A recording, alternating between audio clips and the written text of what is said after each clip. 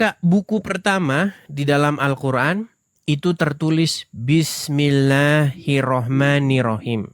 Dengan Betul. menyebut nama Allah yang lagi pemurah, lagi maha penyayang. Segala puji bagi Allah Tuhan semesta alam. Oke? Ya. Pertanyaan saya kepada Anda. Itu yang ngomong siapa? Nggak ada yang ngomong. Di situ ada. Ya berarti makanya saya yang bilang namanya kitab kalian wahyu. itu udah nggak jelas. Ini artinya kitabmu itu menumbalkan orang yang nggak tahu apa-apa ditumbalkan sama Allah. Makanya saya bilang, Bang, bagaimana mungkin? Oke lah, ini saksi mata nggak bisa kita percaya karena saksi mata bisa bohong. Oke lah, saksi mata itu manusia, bisa kilaf, bisa salah lihat. Oke lah. Ini Tuhan langsung yang ngasih informasi. Udah Tuhan yang ngasih informasi, ternyata informasinya nggak jelas.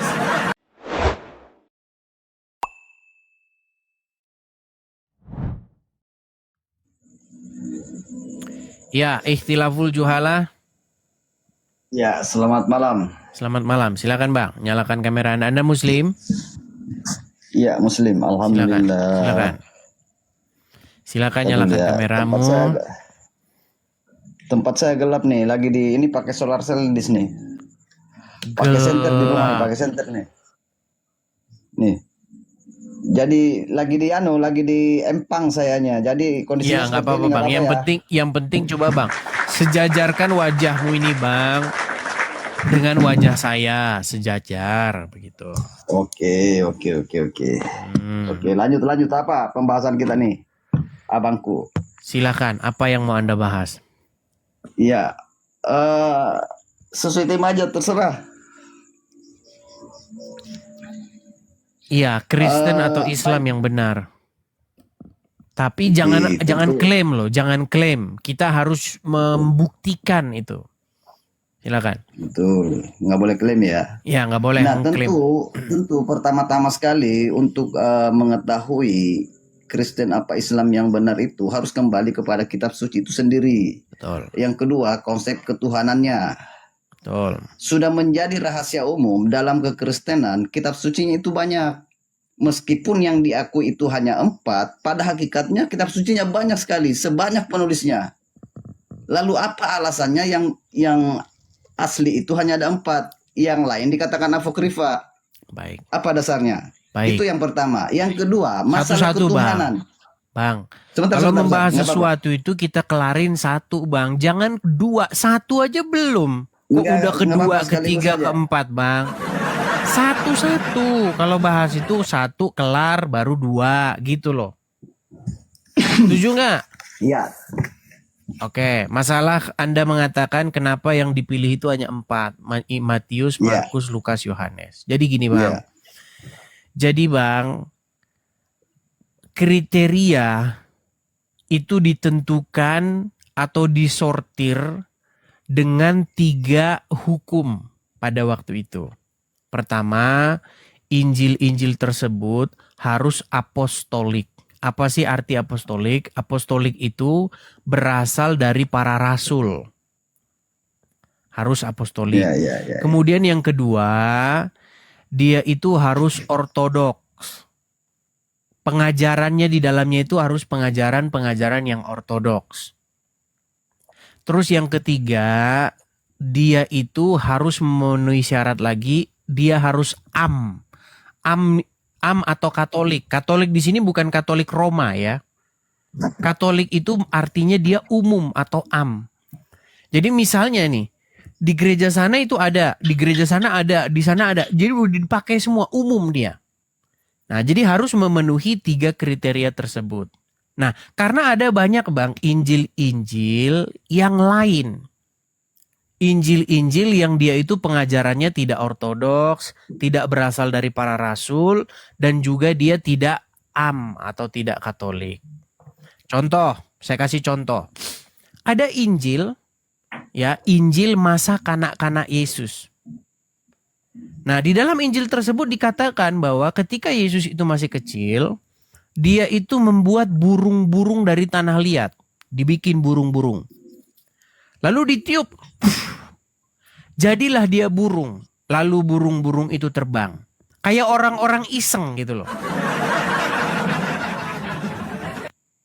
Nah, Injil-Injil seperti ini tuh banyak bang dulu. Bukan cuman itu. Ada banyak Injil-Injil yang lain. Contoh misalnya. Misal nih. Yesus pada waktu itu mendatangi sebuah gua. Ada gua didatangi oleh Yesus. Di dalam Injil masa kanak-kanak Yesus itu. Kemudian di situ ada ular naga. Wah, dia kalahkan ular naganya itu. Persis kayak film anu. Inilah yang saya bilang dengan dongeng-dongeng atau Injil-Injil yang berisi informasi-informasi fiktif. Tapi Injil-Injil tersebut nggak dibakar sama orang Kristen, nggak. Dibiarin ada sebagai pelajaran. Tetapi itu memang tidak diyakini sebagai informasi-informasi yang benar. Karena begini bang, setiap tokoh-tokoh besar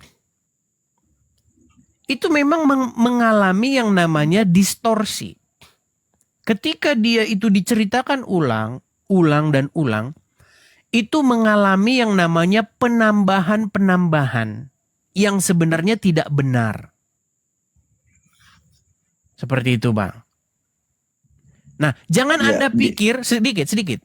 Jangan Anda pikir itu hanya terjadi kepada tokoh besar Yesus. Bang, kita punya tokoh besar. Negara kita ini punya tokoh besar namanya Bung Karno. Tahu nggak Anda? Seiring berjalannya waktu, orang itu nambah-nambahin cerita tentang Bung Karno. Contoh, Bung Karno itu katanya memiliki emas batangan yang jumlahnya banyak tersimpan di dalam gunung-gunung katanya. Itu adalah informasi-informasi fiktif yang dimunculkan belakangan. Itu terjadi ke setiap tokoh besar, bang. Dan itu juga jangan Anda salah, itu terjadi juga kepada Muhammad. Di dalam sejarah umat Islam, ada banyak sekali informasi-informasi tentang Muhammad yang ternyata diketahui belakangan itu tidak valid. Makanya disebut sebagai hadis-hadis palsu, hadis-hadis doif. Yang sesungguhnya Muhammad tidak pernah ngomong gitu. Kita jujur-jujuran bang. Betul nggak yang saya bilang? Iya, ada benarnya. Iya. Jadi makanya bang kita punya yang namanya kriteria untuk menentukan mana informasi yang betul. Makanya terpilihlah 4 Injil itu. Matius, Markus, Lukas, Yohanes. Itu jawaban saya bang. Iya.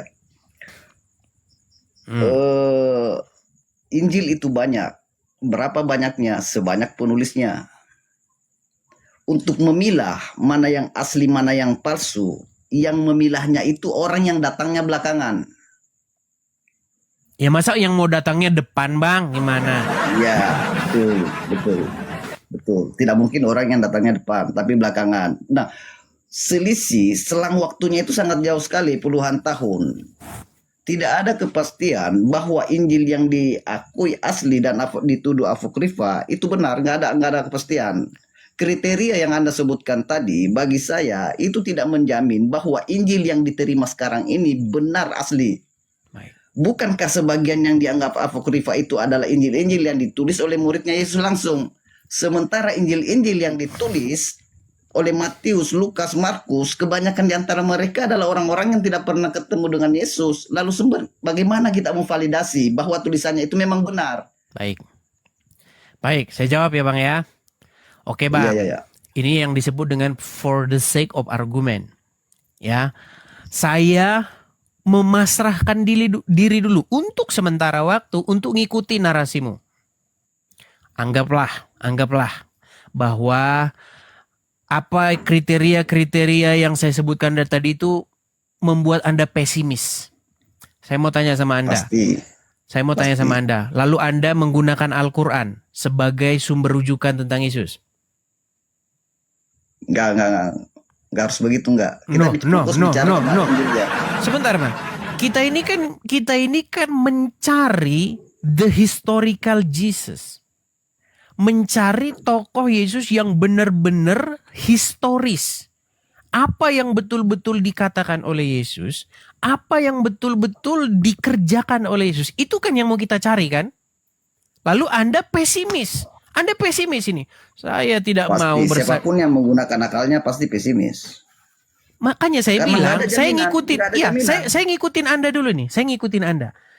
Anggaplah Injil Matius, Markus, Lukas, Yohanes ini tidak memberikan informasi yang akurat tentang apa yang sesungguhnya diucapkan Yesus dan dikerjakan Yesus. Sekarang saya mau nanya sama Anda. Lalu yang mau Anda jadikan sumber rujukan tentang Yesus itu adalah Al-Quran. Tentu saja bagi Kristen nggak seperti itu. Enggak, bagi Anda loh. Maksud saya Inilah Anda ini nggak bertanggung jawab. Sebentar Bang. Bang, Anda mengatakan bahwa kitab kita keempat Injil tersebut tidaklah tidaklah greget begitu digunakan sebagai sumber rujukan. Lalu Anda sebagai Muslim ingin menggunakan Al-Quran sebagai rujukan. Nggak harus seperti itu. Ya berarti Anda bukan seorang Muslim kalau begitu. Maksud saya begini, saya ingin mendapat jawaban Anda tentang status Injil ini, Injil yang Anda anggap sebagai asli, sementara yang lainnya Anda anggap apokrifa, palsu. Bang, tadi kan sudah saya utarakan, Bang. Iya, jadi Bang, itu dia yang ingin saya bantah. Tapi oke lah, kita tinggalkan saja itu. Kalau jangan dulu sampai selesai dulu. Anda ini melemparkan satu syubhat, Anda melemparkan satu permasalahan tanpa sebuah jawaban. Kalau memang, iya, karena kriteria yang Anda sebutkan tadi itu nggak bisa dijadikan acuan, tidak bisa dijadikan pembenaran untuk memastikan bahwa makanya itu memang Bang, asli. Anda ngerti nggak arti for the sake of argument? Tahu nggak artinya? Enggak. Begini loh Bang, anggaplah apa yang Anda katakan itu benar. Untuk sementara waktu, saya ngikutin kemauan Anda nih. Anggaplah bahwa yang Anda katakan itu benar. Lalu sekarang untuk mencari sumber rujukan tentang sesungguhnya Yesus ngomong apa dan sesungguhnya Yesus mengerjakan apa, lalu kita harus pakai apa? Kumpulkan semua Injil-Injil yang dianggap apokrifa itu. Berarti Al-Quran nggak berguna? Sebentar, Al-Quran berguna nggak untuk merekonstruksi? Berguna juga. Adakan perbandingan. Baik. Adakan perbandingan. Baik. Saya gunakan logika Anda. Sebentar. Sedikit Bang, tenang Bang. Bang, begini.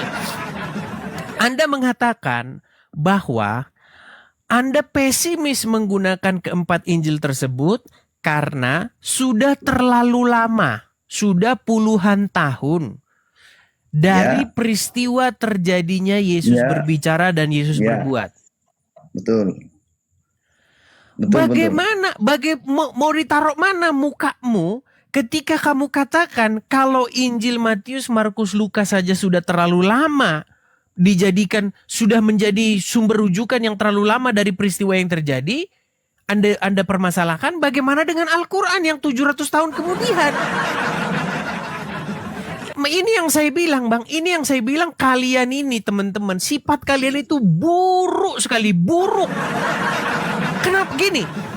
Contoh ya, ini Matius, Markus, Lukas, Yohanes ini ditulis puluhan tahun setelah peristiwa Yesus ngomong apa dan Yesus berbuat apa. Maka informasi ini tidak bisa diterima. Informasi yang diterima adalah Al-Quran. Karena Al-Quran ini menceritakan 700 tahun setelah peristiwa terjadi Yesus ngomong apa dan Yesus berbuat apa. Makanya saya bilang Bang, kalian ini gendeng dan tidak waras lagi. Jadi begini. Bang, kalian ini memang gendeng dan gak waras lagi Bang. Sebentar, Al-Quran ini kami yakini datangnya dari Allah, dari Tuhannya Yesus. Nah, ini kalau udah kayak begini udah susah. Oke. Iya berat kalau udah begini Bang. Bang. Makanya Bang, tenang. Memang kalian ini kalau dalam pengadilan, gini Bang. Seandainya, makanya kalau orang Islam jadi hakim dan dia menjadi hakim berdasarkan pemikiran orang Islam, bubar negara ini Bang. Saya kasih contoh. Ini saya jadi hakim nih, sebentar. Anda menjadi hakim dan Anda ingin menerapkan ajaran Islam. Edis. Ya. Dari mana kamu tahu bahwasanya si Anu itu mencuri? Saya saksi mata, Pak. Oh, nggak bisa seperti itu dalam agama Islam. Nggak bisa. Terus yang diterima harus dari wahyu, Bang. Harus wahyu dari Allah. Bagaimana mungkin Anda menggunakan kriteria seperti itu? Analoginya nggak pas ya, Loh, tadi Anda katakan Al-Quran betul. Yang diinformasikan oleh Al-Quran betul karena yang diinformasikan adalah wahyu, kan gitu. Enggak, maksud saya begini, kami meyakini Al-Quran itu benar karena datangnya dari Tuhan yang benar. Tuhan yang tidak benar. Barusan tadi kita bilang, Bang, jangan self juga adalah barusan Tuhan yang tadi kita benar. bilang jangan self proclaim. Jangan klaim sepihak. Kalau klaim sepihak, Bang Lia Eden juga bilang kitabnya dari Tuhan. Ini diskusi macam apa? Kalau begitu saya ingin tanya, apakah Injil yang 4 itu firman Tuhan apa bukan? Baik. Injil yang 4 itu belum saya jawab, Bang. Tenang, Bang. Injil yang 4 itu adalah keterangan dari para saksi mata tentang apa yang dikerjakan, apa yang diperbuat, apa yang diucapkan oleh Yesus. Nah, apakah itu firman Tuhan? Artinya ya iya. Bukan firman Tuhan. Apakah itu firman Tuhan? Ya iya. Karena apa? Karena apa yang diajarkan, yang dikerjakan, yang dikatakan oleh Yesus itu kami anggap itu adalah firman Tuhan. Karena Yesus sendiri adalah sang firman yang menjadi manusia. Makanya apa yang diajarkan, apa yang diajarkan itu didengar oleh para saksi mata, kemudian ditulis, dibukukan. Supaya apa? Supaya generasi-generasi selanjutnya itu bisa tahu apa yang benar-benar diucapkan oleh Yesus dan apa yang benar-benar dikerjakan oleh Yesus. Iya, oke. Tahu nggak firman Tuhan itu apa? Kenapa disebut firman Tuhan? Bang, kita punya kriteria yang berbeda tentang firman Tuhan, Bang. Jadi itu tidak bisa kita diskusikan. Nggak boleh berbeda. Nggak boleh berbeda karena kita menggunakan kata yang sama, firman Tuhan, perkataan Tuhan, ucapan yang keluar dari mulut Tuhan. Siapa Tuhannya? Selain daripada ucapan yang keluar dari mulut Tuhan, itu bukan firman Tuhan. Yang dimaksud dengan firman Tuhan adalah ucapan Tuhan, perkataan Tuhan, kata yang keluar dari mulut Tuhan. Selain siapa daripada Tuhan di situ? Ucapan kata yang keluar dari mulut Tuhan. Kalau Anda memahami, okelah, Anda menganggap Yesus itu Tuhan. Oke. Dan ucapan Yesus itu adalah berarti kalau ada Tuhan. Kitab, sebentar, kalau ada kitab yang berisi perkataan Allah, kami anggap firman Tuhan nggak itu? Enggak. Iya, memang beda. Jadi nggak usah ke situ, Bang. Kalau ke situ nanti kita debat. Tenang, Bang. Tenang dulu, Bang. Diskusi yang bagus. Gini loh. Baik. Ucapan Yesus itu kami terima sebagai firman Tuhan. Sedangkan kalian masalahnya dalam Injil, Bang, tenang dulu, Bang. Tenang dulu, tenang. Tidak, saya tenang. Kapan saya ngomong bahwa semua isi Injil itu ucapan Yesus? Saya nggak pernah ngomong begitu. Artinya tidak semua.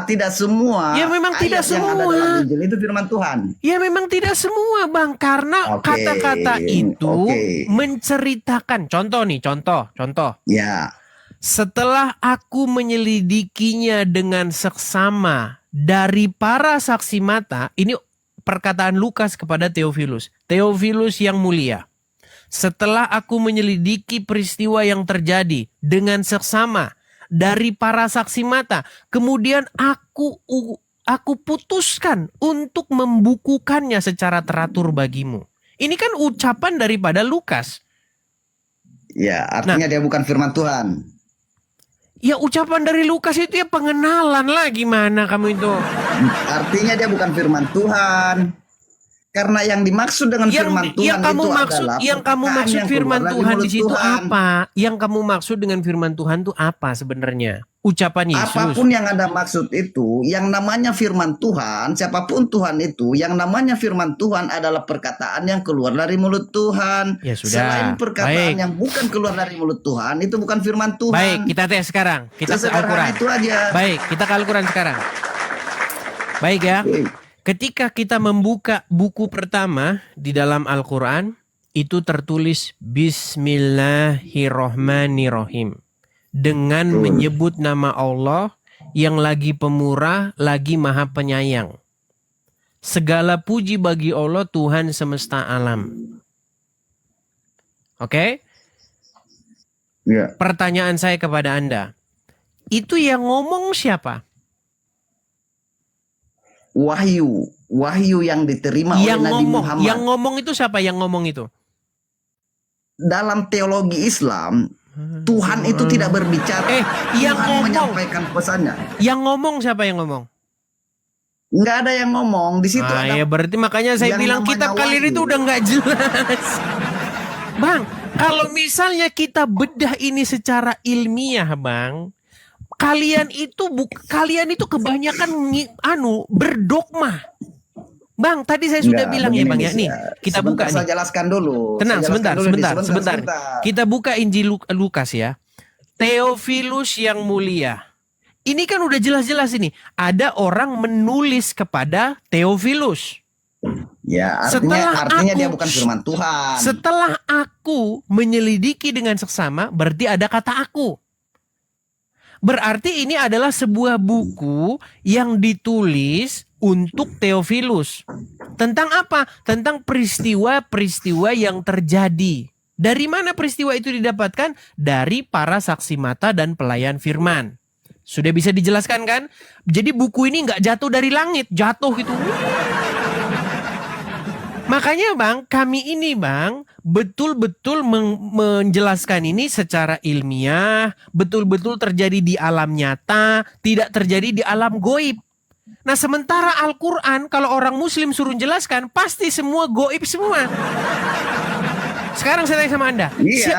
Karena namanya firman Tuhan. Tenang. Siapa? Tenang dulu. Tenang.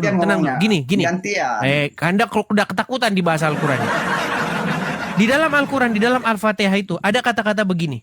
Segala puji bagi Allah, Tuhan semesta alam. Tunjukkanlah kami ke jalan yang lurus. Ihdina siratal mustaqim. Pertanyaan saya, siapa yang ngomong tunjukkanlah kami ke jalan yang lurus? Pembaca Al-Quran yang ngomong itu. Pembaca Al-Quran kan setelah itu ditulis. Al-Quran yang ngomong itu. Iya, setelah itu karena ditulis. Al-Quran itu harus dibaca. Ketika Al-Quran sebentar. dibaca, Tenang. Ini ketika mereka udah kesini udah mulai mumet. Dengar. Saya ihtilaful. Dengarkan. Sebelum kitab ini dibaca, kitab ini kan ditulis, betul nggak? Ya. Untuk pertama kalinya. Oke, untuk pertama kalinya. Ini siapa yang ngomong ini? Tunjukkanlah kami ke jalan yang lurus. Ihdina siratal mustaqim. Siapa yang ngomong? Latar belakangnya dulu, Edis. Saya harus menjelaskan latar belakangnya dulu. Tidak bisa dijawab sekonyong-konyong menjawab seperti itu. Jadi dalam teologi Islam, wahyu itu bukan berupa perkataan, tapi pesan Tuhan yang datang kepada yang dituju. Bukan berupa Jadi suara. siapa yang ngomong ihdina siratal mustaqim? Al-Quran itu petunjuk, Edis. Jadi setiap kata-katanya, setiap isi yang ada di dalamnya, itu makanya dibaca, kalau kita kaji, diulang lagi bacaannya. Kalau kita bedah dengan kaca, gini aja Bang ya, taruh Al-Quran sama Alkitab di sebuah meja kajian akademis, taruh di universitas. Kita tidak bahas agama di sini, kita nggak bahas dogma, kita buka. Maka akan disimpulkan Bang bahwa Al-Quran itu adalah sebuah buku yang ditulis dari orang yang tidak dikenal. Anonymous book. Buku anonimus. Sebuah doa. Tenang. Dengar. Tenang dulu Bang. Gantian ngomongnya. Tenang dulu. Sebuah doa atau sebuah tulisan dari seseorang yang berdoa. Contoh. Ihdina siratal mustaqim. Tunjukkanlah kami ke jalan yang lurus. Siratal ladzina an'amta alaihim. Yaitu jalan alaihim. Khairil maghdubi alaihim waladdallin. Yaitu jalan. Bukan jalan yang ditempuh oleh orang-orang yang sesat. Berarti ini ada orang yang sedang berdoa kepada Allah. Siapa yang berdoa di sini? Seperti itu. Siapa yang berdoa di sini? Tidak diketahui siapa. Itu kesimpulan Anda. Ya udah, Dan kalau kesimpulan begitu, Anda oke, itu kalau salah. begitu secara logis, saya mau tanya sama Anda, ini doa nggak? Kenapa Anda terus yang bertanya? Tidak pernah saya menjawab. Gantian nih saya Tadi menjawab. Anda sudah Sebentar saja. tanya. Tadi Anda kan sudah tanya saya masalah Injil. Saya jelaskan nih. Saya jelaskan, Injil ini Bang bukan buku jatuh dari langit. Injil ini ditulis, ada prosesnya, ada Memang penjelasannya. Injil itu bukan buku yang jatuh dari langit, tapi ditulis berdasarkan pemahaman, pemikiran, dan penelitian si penulisnya. Markus, Matius, Lukas. Terus maksud Tidak bisa kamu, dikatakan terus firman maksud Tuhan. kamu harus jatuh dari langit? Enggak juga. Al-Quran tidak jatuh dari langit. Ya udah, Al-Quran kalau turun begitu, secara berangsur-angsur. kalau begitu ini Al-Fatihah ini, Anda setuju nggak bahwa Al-Fatihah ini adalah sebuah doa? Itu doa, sebagian dari doa. Oke, doa. Itu Siapa doa, di sini doa yang untuk pertama diajarkan, kalinya? Sebentar. Doa yang diajarkan Oke. Allah kepada para pembaca Al-Quran Ngarang. supaya diulangi, dibaca, diulang, dibaca. Ngarang. Salahnya di mana coba? Oke, di mana di sini ada ayat di sini bahwa ini adalah Allah yang ngajarin berdoa begini? Mana? Tidak harus ada tulisan seperti itu, Edis. Nggak Itu harus- namanya nggak harus seperti asumsi itu. liar. Contoh. Kamu lagi jalan-jalan kaki di taman. Kamu ketemu secari kertas. Tulisannya begini. Kabulkanlah permintaanku ini. Amin. Ketemu kamu nih, kertas ini. Kabulkanlah permintaanku ini, amin. Ah, ini berarti doa ini. Oh, berarti ini Allah ini yang ngajarin dia ini berdoa. Ini Allah sedang mengajarkan seseorang untuk mengucapkan kabulkanlah ini. Nah, itu asumsi liarmu. Karena apa? Karena naskah itu sendiri tidak menjelaskan siapa di situ yang berdoa, siapa di situ yang ngajarin untuk mengucapkan itu. Makanya kamu ini ketika membaca Al-Quran, pasti kamu memasukkan sumber-sumber yang tidak disebutkan oleh Al-Quran itu sendiri. Seandainya nih, asumsimu benar bahwa Allah mengajarkan kepada Muhammad untuk mengucapkan doa itu, pasti ayat itu dibuka dengan ayat seperti ini. Kul ya Muhammad, katakanlah wahai Muhammad, Bismillahirrohmanirrohim. Alhamdulillahirabbil alamin. Arrohmanirrohim. Malik yaumid dan seterusnya. Itu baru bisa benar. Ini nggak jelas kok. Tiba-tiba aja Bismillahirrahmanirrahim. Siapa ini yang ngomong? Oke. Gini, kamu Oke, ini gini. syarat. Gini Sebentar kamu dulu. ini Gantian, menggunakan gantian. standar gandamu. Gini loh. Ketika kamu Gantian ngomongnya, ketika gantian. kamu menggunakan Gantian ngomongnya. standar, gini, ketika kamu menggunakan standar kepada kekristenan, itu berarti kan Lukas yang ngomong, betul? Lukas yang ngomong sama Theophilus, betul? Berarti kan bukan firman Tuhan. Ya memang itu karena Memang. ungkapan pembukaan. Itu ungkapan pembukaan. Baru dibaca selanjutnya, baru berisi Itu apa bukan yang firman diucapkan. Tuhan, Edis. Apa yang diucapkan Yang oleh namanya Yesus. firman Tuhan. Nah, sekarang saya tanya sama adalah kamu. ucapan. Siapa? Saya ikutin nih. Siapa yang ngomong tunjukkanlah kami ke jalan yang lurus? Itu pengajaran, itu ayat, itu wahyu yang disampaikan Firman siapa kepada itu? Nabi Muhammad. Siapa yang berfirman di situ? Allah yang berfirman. Allah minta Walaupun sama siapa? berfirman itu Allah tidak minta cocok sama untuk siapa sebentar? dikatakan. Allah minta sama siapa? Tunjukkanlah kami ke jalan yang lurus. Allah ngomong sama siapa? Enggak seperti itu. Anda yang memahaminya seperti itu. Jadi wahyu itu dengar dulu Dedis. Gantian ngomongnya ya. Gantian. Wahyu itu datang bukan seperti firman. Jadi wahyu itu datang berupa pesan yang cepat, isyarat yang cepat datang kepada orang yang dituju. Bukan dalam bentuk perkataan. Nah, ketika Al-Quran turun, itu masuk ke dalam kesadaran yang dituju. Kemudian dibaca, diabadikan melalui Al-Quran. Jadi Al-Quran menyebut dirinya itu petunjuk, Edis. Petunjuk ke jalan yang benar. Tapi oke lah, kita lanjut. Syarat untuk dikatakan bagaimana Anda meyakini bahwa kitab suci Anda itu benar. Dan bagaimana kami umat Islam meyakini bahwa kitab suci kami itu benar. Bagaimana memastikan bahwa kitab suci Anda itu benar dari Tuhan. Dan bagaimana kami memastikan kitab suci itu benar datangnya dari Allah. Bagaimana Anda memastikan Anda itu? ini membahas satu tema aja belum kelar, lari ke sana, lari ke sini. Biar jelas pembahasannya, Edis. Karena Anda terlalu banyak ini ya. Harus saya akui bahwa kemampuan meracik bahasa Anda menjadi suatu bahan yang bisa ditertawakan memang ada. Kemampuan Anda di situ. Kemampuan Anda meracik setiap perkataannya menjadi sesuatu yang bisa ditertawakan, itu kemampuan Anda, dan itu tidak Ikhtilaful. dimiliki kebanyakan orang. Itu Namamu saya jempol memang. ikhtilaful. Namamu saja sudah ikhtilaf. Namamu saja sudah ikhtilaf ini. Inilah agama Islam ini, kerjaannya ikhtilaf. Ada ikhtilaf di antara Enggak, para fokus ke ulama, pertanyaan saya, ikhtilaf. Dis. Coba jelasin dulu sama penonton apa arti ikhtilaf. Iya. Perdebatan orang-orang bodoh. Iya, jadi memang dalam agama Islam itu memang selalu terjadi perdebatan. Contoh, ini belum kamu jawab nih, belum kamu jawab. Bedanya orang Kristen sama orang Islam kalau nyimpulkan gini. Orang Kristen menyimpulkan karena tertulis di dalam Alkitab. Orang Islam Bagaimana Anda meyakini Bang, tenang kalau dulu, Alkitab Anda itu ikhtilaful. benar? Dengar dulu ikhtilaful, biar saya selesaikan dulu. Oke. Orang Kristen menyimpulkan dari Alkitab apa yang tertulis di dalam Alkitab tersebut. Orang Islam menyimpulkan Al-Quran apa yang tidak tertulis di dalam Al-Quran. Contoh. Suatu kali murid-murid datang kepada Tuhan Yesus dan berkata, "Guru, ajarkanlah kami berdoa sebagaimana murid-murid Yohanes Pembaptis diajarkan untuk berdoa." Lalu kata Tuhan Yesus begini, "Jikalau engkau berdoa, katakanlah, Bapa kami yang di surga, dikuduskanlah namamu, datanglah kerajaanmu, bla bla bla bla."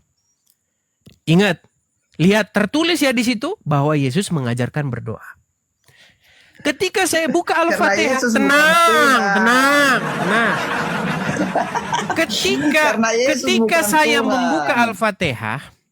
Ketika saya membuka Al-Fatihah, di situ tertulis, Ihdinas siratal mustaqim, tunjukkanlah kami ke jalan yang lurus. Nggak ada di situ. Itu baru kitab suci. Tidak ada di situ dikatakan bahwasanya Bukan Allah perkataan ngajarin manusia. Muhammad berdoa.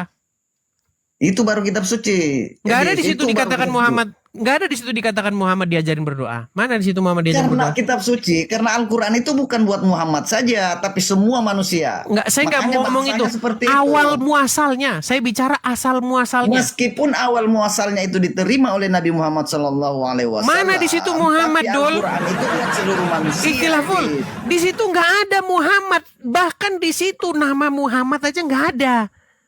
Di mana tidak ada Nabi Muhammad? Waktu kamu baca Maksudnya, Al-Fatihah itu ada nggak di situ Muhammad? Enggak ada, dan tidak penting Terus di memasukkan mana Nabi di situ Muhammad di situ. Terus kenapa kalian halu? Kenapa kalian berhayal bahwa itu adalah Muhammad diajarin berdoa? Siapa yang mengatakan begitu? Kamu yang menyimpulkan. Ya udah, siapa di situ yang diajarin berdoa? Semua manusia yang mau mengimani Al-Quran harus mengikuti Maksud bacaan saya itu. itu asal muasalnya, Enggak ada asal muasal, enggak ada. Ya makanya saya bilang buku nggak jelas. Makanya ikhtilaf. Bagaimana Anda Dengar ya, memastikan? dengarkan saya. Bagaimana Anda meyakini suatu kitab suci itu benar beritanya atau salah? Bagaimana? Baik, pertama-tama harus dia sesuai dengan apa yang terjadi maksudnya dia sesuai dengan historical, sesuai. Kemudian Ya, dia silakan. kemudian dia harus berasal dari para saksi mata. Kemudian kemudian dia tidak harus terjadi, maksudnya dia terjadinya itu tidak jauh dari peristiwa itu diberitakan. Oke. Nah, kecuali Sebentar, itu syarat yang Anda kemukakan untuk bisa disebut kitab suci. Nanti juga saya akan menyebutkan. Dengarkan, saya selesaikan dulu. Ya, tapi nanti beri waktu saya untuk menjawab itu juga. Kenapa kita percaya kepada Injil? Kita bahas Injil Matius, Markus, Lukas, Yohanes ya. 4 Injil tersebut. Karena satu, Injil tersebut berasal dari para saksi mata. Keterangan apa yang tertulis di situ berasal dari para saksi mata. Kemudian yang kedua, dia tidak diceritakan jauh setelah peristiwa terjadinya. Nah, kemudian yang ingin saya tanyakan kepada Anda, kenapa Anda bisa percaya isi Al-Quran yang menceritakan Oke. tentang Yesus, sementara yang cerita itu nggak pernah Jangan lari ke ketemu? sana dulu, jangan lari ke sana Loh, kok dulu. takut kamu Fokus ditanya ke itu? pertanyaannya. Kamu kok takut ditanya itu? Bukan sama-sama menjawab kita. Sama-sama menjawab ya. Anda sudah menjawab, giliran saya menjawab nih. Kenapa saya Silakan. percaya Al-Quran itu firman Tuhan? Oke, pertama, syarat untuk disebut firman Tuhan, kitab suci itu harus bisa memvalidasi dirinya sendiri, bisa membenarkan dirinya sendiri bahwa dia datang dari Tuhan. Tidak boleh kebenaran sebentar dulu, jangan potong. Sebentar. Kitab suci itu harus bisa membenarkan dirinya sendiri. Artinya setiap informasinya harus benar, nggak boleh salah. Oh, berarti Al-Quran benar karena Al-Quran berkata bahwa Al-Quran benar. Oh, gitu. Kurang. Di sini kurang diskusinya. Makanya saya bilang kurang. oh, Nggak boleh begitu. Kenapa Al-Quran benar? Karena tertulis di dalam Al-Quran bahwa Al-Quran benar. Oh, berarti kalau di pengadilan sama orang muslim begini. Pak Hakim, ini Pak Hakim, buktinya. Kok bisa kamu katakan tertulis benar? Karena tertulis ini bahwa di sini benar. Karena tertulis di sini dari Tuhan. Jadi besok, sebentar. Jadi orang ini teman-teman, kalau membuat sistem pembuktian, mereka ini harus berdasarkan wahyu. Makanya polisi-polisi yang Islam-Islam, jaksa yang Islam, kalian mulai sekarang nggak usah memeriksa. Tenang. Kalian mulai sekarang jangan lagi tanya saksi. Jangan lagi periksa para saksi mata, tetapi mulai sekarang pergilah kalian ke goa. Kapan saya mau menjawab? Jadi saya ulangnya jawaban tunjukkanlah, saya. Sebentar. Tunjukkanlah. Kenapa takut kalau saya sebutkan tunjukkanlah syaratnya? bahwa Marconi, sebentar. Ya, tunjukkanlah Marconi itu korupsi. Mana turunkanlah wahyu. Pak Hakim, nih, berdasarkan wahyu yang saya terima di gua Selarong, bahwa Marconi itu korupsi. Ini karena apa? Tertulis di sini loh. Nih, wahyu Marconi korupsi. Ya, kemampuan Anda di situ tuh. Kemampuannya di situ tuh. Bisa membuat orang tertawa. Kemampuannya di situ tuh. Argumentasi Anda sebenarnya nggak ada. Bagaimana kamu melaporkan sebuah peristiwa? Jangan dulu saya jawab. Bagaimana Biarkan kamu saya melaporkan menjawabnya, walau sebuah itu sebentar peristiwa di mana sudah ada masyarakat, di mana sudah ada orang, di mana sudah ada sistem pemerintahan, tetapi orang-orang tersebut semuanya tidak kamu gunakan, kamu anggap sampah. Berarti menurut Anda, semua peristiwa yang terjadi di tengah-tengah masyarakat itu kamu anggap hewan karena mereka tidak melihat dan tidak mendengar. Jadi ya, selain daripada yang sebutkan tadi masih ada, Edis. Jadi kita kasih gini aja dah. Kita kasih satu contoh lah. Dari Tuhan. Gini, kita kasih satu contoh bagaimana peristiwa yang benar-benar terjadi. Contoh. Ini dibahas dalam Injil dan Quran ini, ya. Di dalam Injil disebutkan tentang kenapa Yesus disalibkan. Bagaimana tata caranya Yesus disalibkan. Di situ disalibkannya di mana, siapa yang menyalibkannya, siapa gubernur pada waktu itu yang memerintah, siapa raja pada waktu itu, ada semua di dalam Injil. Saya mau tanya sama kamu. Datanglah Al-Quran. Biarkan saya menjawab sebentar dulu. Biar saya selesaikan dulu ini istilah full. Kita kasih contoh. Kita kasih satu contoh nyata biar kita nggak debat kusir. Biar kita nggak debat kusir. Al-Quran datang 700 tahun kemudian atau 600 sekian tahun. Al-Quran datang berkata, "Wa ma qataluhu wa ma salabuhu walakin syubbiha lahum."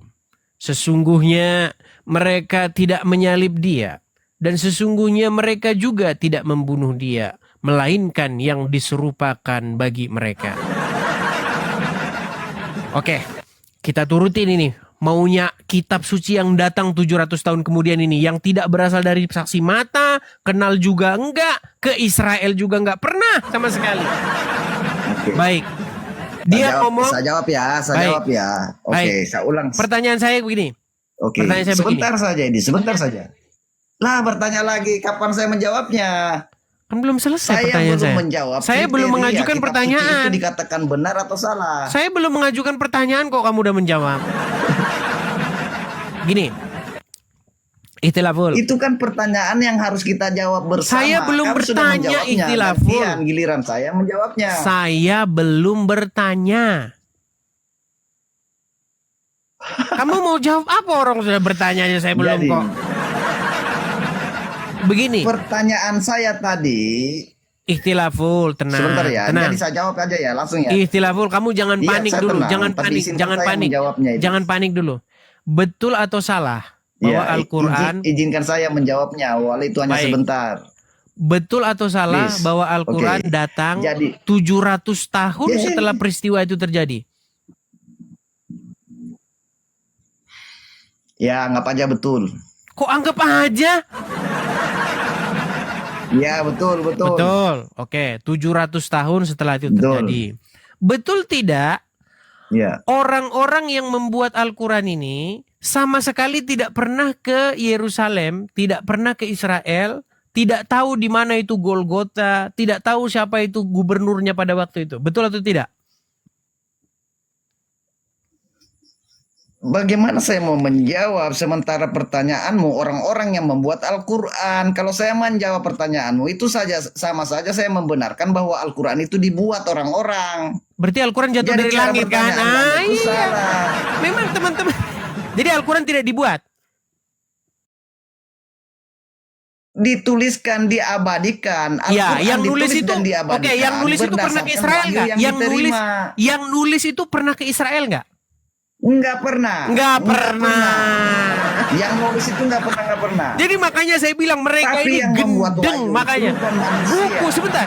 Buku yang ditulis oleh orang yang datang 700 tahun setelah peristiwa kejadian, buku yang datang ditulis yang orang tidak pernah ke Israel melihat lokasi kejadian, itulah yang dipercaya oleh Ikhtilaful. Makanya saya bilang kamu tidak waras lagi. Bagaimana kamu bisa mempercayai? Makanya saya bilang, kalau kamu jadi hakim, kamu tanya sama polisinya, kamu ke TKP? Enggak. Kamu kapan kamu ininya? Enggak. Terus kamu dapat dari mana?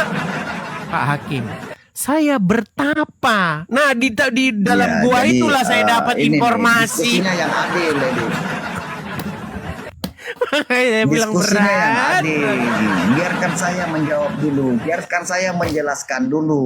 Jangan hanya Anda yang ngomong. Nggak adil seperti itu. Jadi seperti ini, Edis. Untuk meyakini kebenaran suatu kitab suci itu bukan dengan cara melihat klaim pengikutnya. Yang kedua, bukan dengan cara saksi-saksi. Bahkan saksi-saksi yang Anda sebutkan itu nggak ada artinya disebut saksi. Karena kenapa?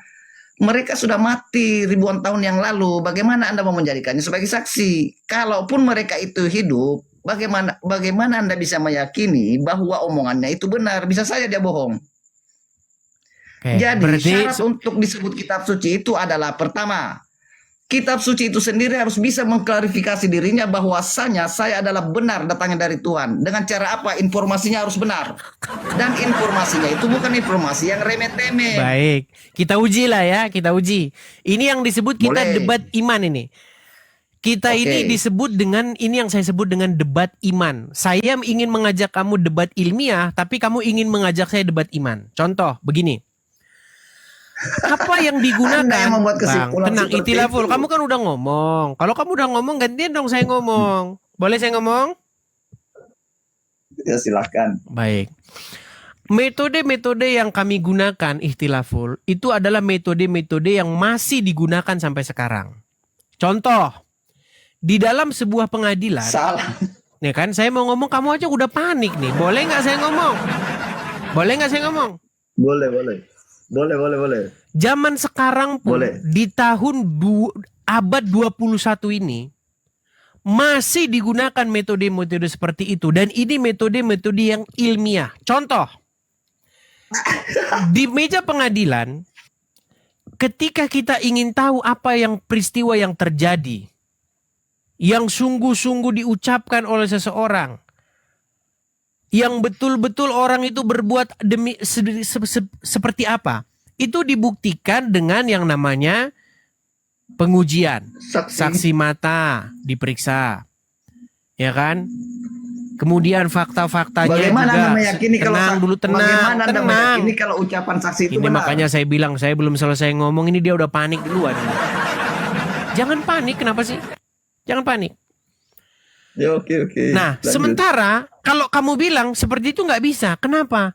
Karena itu kan bukan dari Tuhan. Katakan itu kan dari saksi mata. Saksi mata kan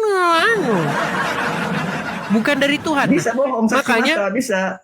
iya, makanya saya bilang tenang dulu. Berarti kamu ini kalau di dalam pengadilan, kamu mata itu ke tong sampah. Karena apa? Itu kan dia bisa bohong. Beda. Makanya metode tenang. Kalau Metode saksi mata kamu kitab suci inilah nggak kamu bisa. ini ikhtilaful. Kamu aja saya belum selesai ngomong kok kamu udah panik sih. Nanti kamu ngomong bantah saya. Silakan nanti kamu ngomong bantah saya. Kalau menggunakan metode kamu, maka kamu tidak boleh mengambil keterangan tuh dari saksi mata. Karena kamu anggap manusia itu adalah hewan yang mereka itu tidak bisa melihat dan tidak bisa mendengar. Ya, jadi menurutmu ketika ada peristiwa penyaliban, maka orang-orang ada di situ, semua itu nggak kamu pertimbangkan. Yang harus kamu gunakan untuk menentukan peristiwa itu betul atau tidak adalah informasi dari Tuhan. Jadi apapun informasinya, kalau bukan dari Tuhan, no. Harus Tuhan langsung yang ngomong. Makanya saya bilang, kalian ini udah sakit jiwa. Begitu. Oke, saya jawab ya. Silakan. Saya sangkal ya. Silakan. Saya sangka ya. Jadi begini, di pengadilan saksi itu memang penting. Karena antara si hakim dan si saksi itu bisa ada tanya jawab. Khusus untuk kitab suci, nggak mungkin ada saksinya. Apalagi saksinya sudah meninggal ribuan tahun yang lalu. Bagaimana Anda ingin bertanya kepada si saksi itu? Saksi itu bisa bohong loh. Ya, mungkin ada saksinya. Saksi itu bisa bohong. Bahkan saksi yang ada di pengadilan pun bisa bohong. Terutama juga saksi untuk kitab suci, tidak terkecuali maksudnya. Berarti harus dari Tuhan ya. Itu saksi kitab suci. Oke, berarti itu harus dari bisa Tuhan. bohong dianya. Berarti kesimpulannya harus dari Tuhan. Bukan, tidak harus begitu. Tidak harus Terus begitu. gimana? Dengar, makanya dengar. Dengar Ya ya, udah, dengar ya. berarti harus Dengar. dari Tuhan langsung kan? Berarti harus dari Tuhan. Enggak begitu. Terus gimana? Terus dari siapa kalau begitu? Informasi yang ada di kitab suci itu harus bisa membungkam mulut orang yang membantahnya. Artinya setiap informasinya itu harus benar. Dan informasi itu bukan informasi ecek-ecek. Oke, baik. Misalnya berita Udahlah, tentang kita gunung uji aja dah. berjalan. Kita uji aja. Nggak usah kebanyakan teori. Kita uji. Injil mengatakan Jadi bahwa sebentar ya, nanti kita uji. Nanti kita uji. Jadi selain daripada itu, kalau memang itu kitab suci, harusnya informasi yang ada dalam kitab suci itu harusnya bermanfaat untuk didengar. Penting untuk didengar. Bukan membicarakan hal-hal yang tidak penting untuk didengar. Untuk apa dikatakan kitab suci kalau isinya tidak penting untuk didengar? Dan Baik. syarat untuk disebut kitab suci itu setiap informasinya harus bersifat petunjuk. baik. Kalau bukan Sudah? bersifat petunjuk, untuk apa itu ditulis dalam kitab suci? Baik. Sudah Lagi belum? pula kitab suci itu harusnya firman Tuhan, bukan ucapan manusia atau penyelidikan manusia. Oke. Selain Sudah? daripada ucapan Tuhan, itu bukan kitab suci. Karena yang dimaksud kitab suci itu adalah firman Tuhan. Firman Tuhan, ucapan Tuhan. Selain ucapan Tuhan, bukan firman Tuhan. Sudah belum?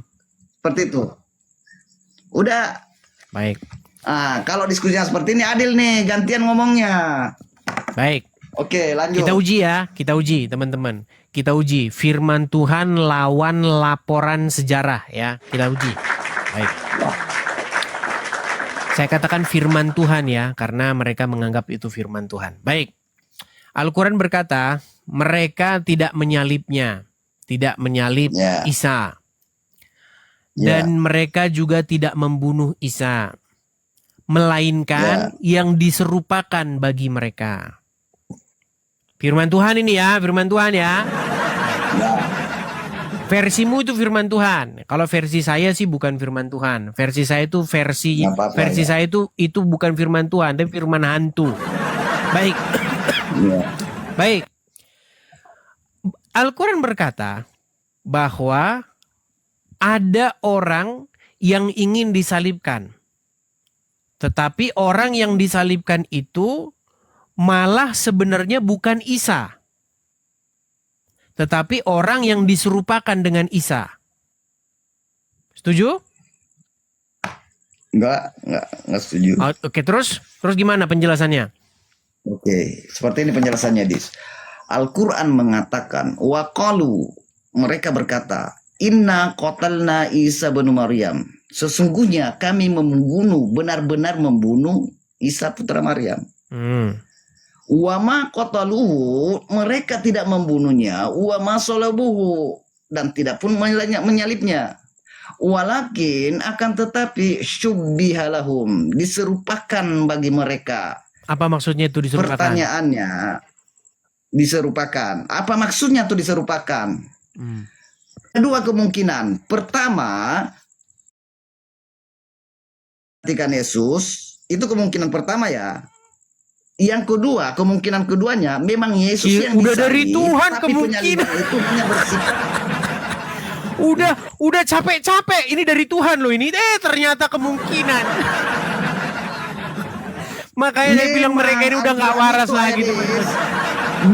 Kita sebentar, Miftahul, Ihtalaful.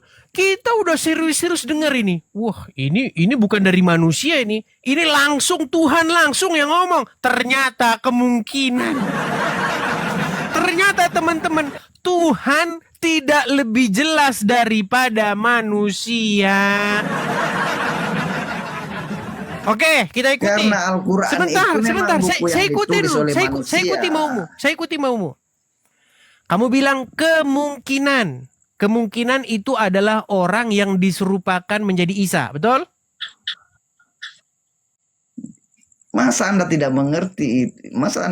Tadi Anda bilang loh kemungkinan. Al-Quran mengatakan sebentar, jangan dipotong dulu makanya. Al-Quran mengatakan. Jadi Al-Quran mengatakan kepada kami, Al-Quran ini kalian baca dan gunakan otakmu pada saat membaca. Karena ada ujian dalam memahaminya. Linabluwakum mimma atakum. Untuk menguji kalian terhadap apa yang kami berikan kepadanya. Maksudnya untuk memahami Al-Quran ini butuh untuk memahami Al-Quran kita harus paham. Oke. Untuk memahami Al-Quran kita harus paham 15 cabang ilmu kanuragan dan 12 cabang ilmu kadikjayaan. Udah. Oke lah. Oke. Terus siapa yang disalibkan akhirnya? Iya. Saya berbicara menurut konteks ayat nih. Iya, siapa yang diserupakan? Pemahaman saya belum masuk. Siapa yang diserupakan? Kalau Anda menanyakan siapa yang diserupakan, mana saya tahu. Tapi orang-orang mengatakan yang diserupakan itu adalah Yudas. Ya udah kalau gitu kau pecat aja Tuhanmu itu. Ngapain Tuhanmu? Ngapain Tuhanmu itu ngasih tahu sama kamu informasi yang nggak lebih jelas daripada para saksi mata? Kamu bilang mereka tidak menyalibnya, oke, tidak menyalib Isa. Bukan saya yang bilang, Al-Quran yang bilang. Oke, Tuhan bilang nih, Tuhan tanda kutip ya. Ini dengar ya. Tenang dulu. Ini informasi dari Tuhan. Tenang. Tuhan tanda kutip berkata, mereka, maksudnya orang-orang Wahyudi, tidak menyalibkan Isa. Dan mereka, orang-orang Wahyudi, tidak membunuh Isa. Melainkan yang diserukan. Berarti yang dibunuh dan disalibkan ini siapa kalau gitu? Bukan melainkan. Dari cara baca teksnya juga Anda sudah salah. Ayo dah, akan tetapi yang diserupakan bagi mereka. Setuju? Walakin syubbihalahum, akan tetapi diserupakan bagi mereka. Oke, Seperti apanya yang diserupakan? Apa maksud dari diserupakan itu? Apanya yang diserupakan? Itu masih tanda tanya. Sebentar. Multitafsir. Apanya yang Bisa diserupakan? jadi itu orang lain yang diserupakan dengan Yesus, atau memang Yesus yang menjalani penyaliban, tapi penyaliban itu hanya diserupakan saja. Contohnya Nabi Ibrahim itu dibunuh dengan cara dibakar. Kenyataannya Nabi Ibrahim tidak mati dibakar. Artinya diserupakan saja tuh. Diserupakan. Yang dilihat oleh mata. Diserupakannya gimana itu contohnya? Contohnya berarti Allah membuat kalau orang dikatakan tenang. Kalau dikatakan serupakan berarti di dalamnya ada pertolongan. Oke. Ada pertolongan Tuhan berarti, di situ. Seperti apa Tuhan menolong Yesus? Ada banyak cara bagi Tuhan untuk menolong Yesus. Baik, saya ikuti maumu, saya ikuti. Kita ke umpama yang pertama dulu, ke kemungkinan yang pertama. Karena kalau Allah udah ngomong, ini pasti hanya kemungkinan semua. Gini, kemungkinan yang pertama, kamu katakan bahwa ada orang lain yang diserupakan menjadi Isa. Betul? Ya. Oke. Ya. Ketika Allah membuat orang lain menjadi diserupakan oleh Isa, maka Allah ini menjadi sosok yang maha zolim. Kenapa saya katakan zolim? Karena orang ini nggak tahu apa-apa, lagi enak-enak dia nyangkul di sawah, didatengin prajurit Romawi. Oh, kenapa Pak? Saya kenapa Pak? Kamu Isa kan? Kamu Isa? Lu bukan Pak, bukan Pak. Ini muka saya lain Pak, muka saya lain. Itu bahasa tenang. Saya belum selesai. Tenang. Contoh. Itu bahasa. Tenang dulu, tenang. Kalau saya ngomong itu kamu jangan panik, ya. Ketika jaksa menentukan bahwa Angelina Sondak terbukti secara sah dan meyakinkan melakukan korupsi. Lalu misalnya nih, jaksa ingin menangkap, mengeksekusi Angelina Sondak ini, memasukkannya ke penjara. Tiba-tiba muka Angelina Sondak secara mukjizat kan, secara pokoknya kalau mereka ini kalau ngomong harus gitu. Goib. Secara goib tiba-tiba wajah istrimu berubah jadi wajah Angelina Sondak. Dan ditangkaplah istrimu ini. Sebentar. Tidak adil. Tenang. Tidak adil. Kalau ceritanya kenapa sih kamu panik? Saya lagi ngomong. Saya lagi tenang. Nanti kamu tanggapi kalau saya udah selesai. Sudah saya tangkap poinnya. Kalau pertanyaan saya kepada kamu, dengar. Pertanyaan saya kepada kamu, zolim nggak di situ Allah ketika membuat orang lain yang nggak tahu apa-apa, tiba-tiba mukanya diserupakan sama orang, jadi dia malah di penjara. Zolim nggak? Yes, zolim itu namanya tuh. Maha zolim Allah, Tuhannya ikhtilafun. Silakan. Bagaimana kalau yang menggantikan Yesus adalah si pendosa? Mana disebutkan dalam Quran bahwa yang menggantikan Isa itu adalah si pendosa? Di kitab Anda kira-kira gimana? Apa dikatakan di kitabnya? Jangan bohong. Yang saya tanyakan kepadamu, di Quran mana yang bilang bahwa yang menggantikan Isa itu adalah si pendosa? Di kitab Anda, enggak. Kok lari ke kitab saya? Kok lari ke kitab saya? Ini artinya kitabmu itu menumbalkan orang yang nggak tahu apa-apa, ditumbalkan sama Allah. Makanya saya bilang, Bang, bagaimana mungkin? Oke lah, ini saksi mata nggak bisa kita percaya karena saksi mata bisa bohong. Oke lah, saksi mata itu manusia, bisa kilaf, bisa salah lihat. Oke lah. Ini Tuhan langsung yang ngasih informasi. Udah Tuhan yang ngasih informasi, ternyata informasinya nggak jelas. Makanya saya bilang ikhtilaf, mulai sekarang kamu pecat aja lah Tuhanmu itu. Kamu ganti dengan orang gila. Masa Tuhan yang ngomong? Ini udah Tuhan ngomong. Tuhan ternyata apa susahnya bagi Tuhan ngomong? Yang disalib bukan Yesus. Yang disalib adalah Udin. Peristiwa yang terjadi sebenarnya begini.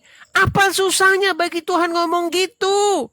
Tuhanmu aja main petak Kalau umpet. Tuhan ngomong begitu, Adis, kalau Tuhan ngomong seperti yang kamu inginkan, Gimana? berarti Al-Quran nilai kesuciannya, Sudahlah, nilai itulah full. nilai firman.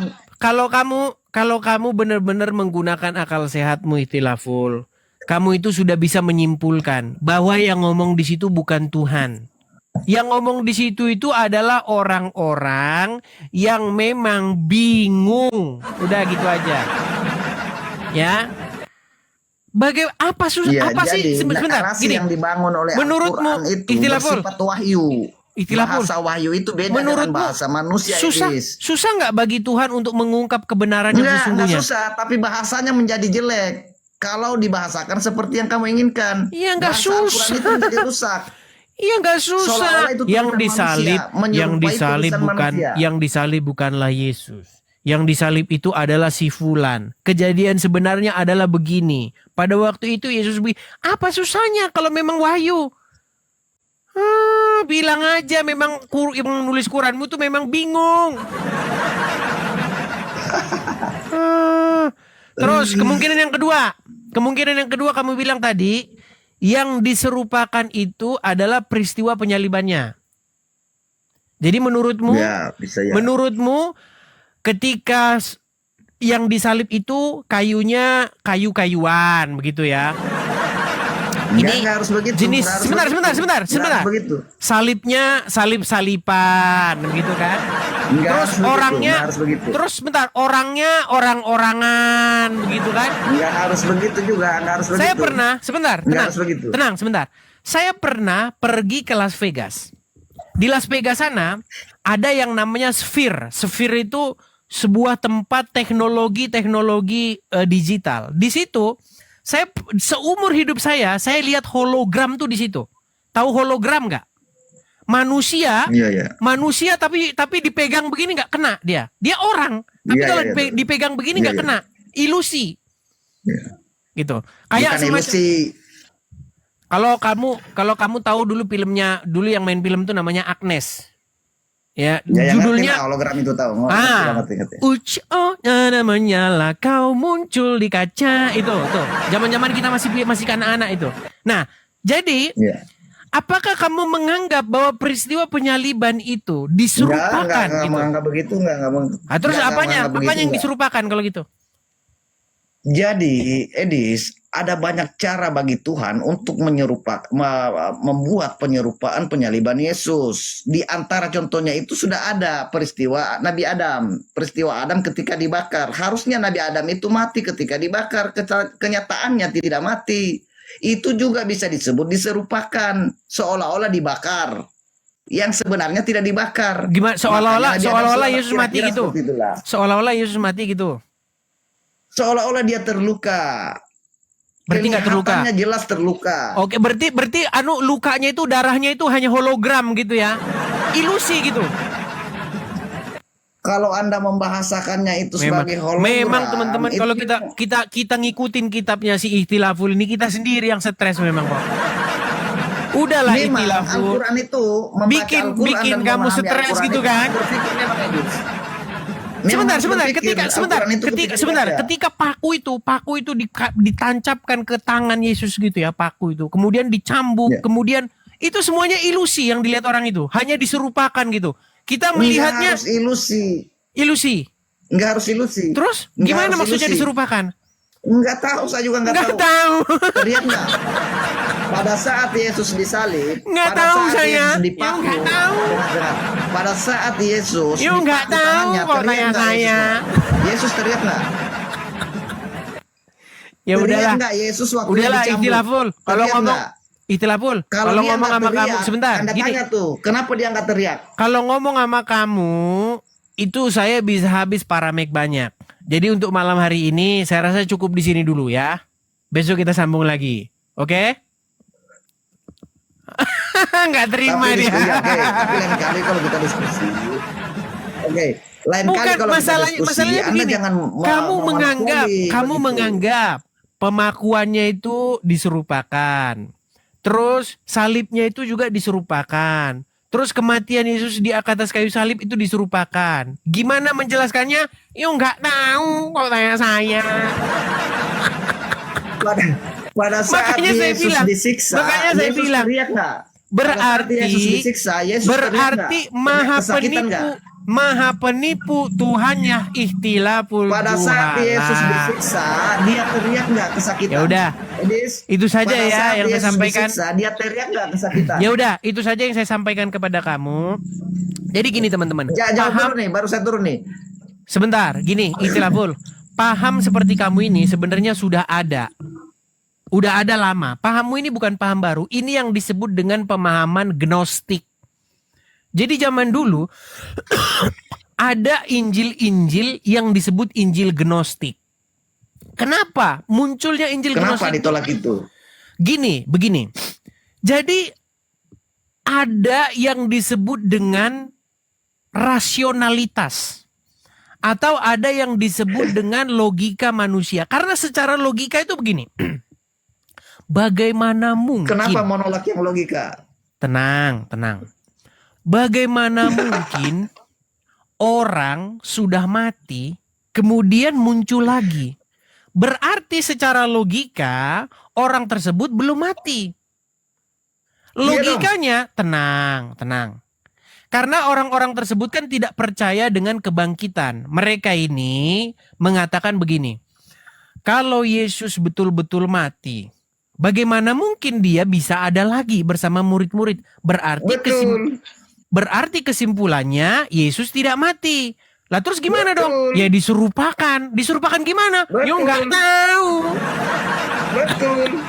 Makanya saya bilang inilah daripada sok tahu tidak tahu tapi sok nah tahu. makanya kalian tidak jujur. percaya. Apakah kamu percaya dengan kuasa kebangkitan? Sebentar. Tidak, Kamu sebagai muslim kamu percaya dah? Nggak percaya. Kamu nggak percaya dengan kebangkitan? Mustahil Yesus nggak bangkit percaya dari kematian. kebangkitan. Syarat bagi Yesus untuk membangkitkan dirinya adalah dia harus hidup dulu baru bisa membangkitkan dirinya. Berarti kamu tidak percaya sebentar. Berarti kamu tidak percaya dengan Quran surat Maryam ayat 19. Saya tunjukkan. Quran surat Maryam ayat 19. Keselamatan kiranya terlimpah atasku pada waktu aku dilahirkan, pada hari aku wafat, dan pada waktu aku dibangkitkan hidup kembali. Kamu tidak percaya dengan ayat itu kan? Ayatnya dong dibaca. Oke, kita tampilkan. Wassalamun alayya. Surat Maryam atau Baca surat dong. ke-19 ayat yang ketiga. Maryam 33 ya. Baca. Mereka tidak percaya dengan ayat Quran sendiri. Wassalamun alayya yauma wulidtu wa yauma amutu wa yauma yub'atsu hayya. Itu ayatnya di. Saya balikan dulu kamera saya.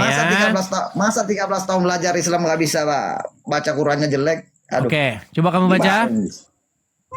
Nggak jelas, buram.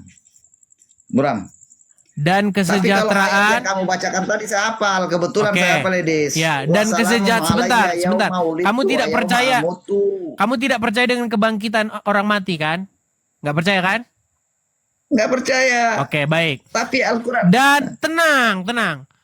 Dan kesejahteraan semoga dilimpahkan kepadaku pada hari aku dilahirkan, pada hari aku meninggal, dan pada hari aku dibangkitkan hidup kembali. Berarti kamu tidak percaya akan kebangkitan?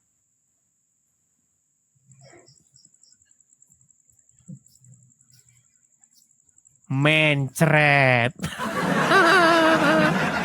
Ya udah, kau tidur di bawah sana. Bukan Edis. Ya udah, nggak jelas, kau udah nggak jelas. Nah. Ini loh teman-teman, ini jelas nih.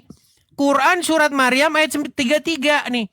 Dan kesejahteraan semoga dilimpahkan kepadaku pada hari aku dilahirkan, pada hari aku meninggal, dan pada hari aku dibangkitkan hidup kembali. Mereka nggak percaya ini.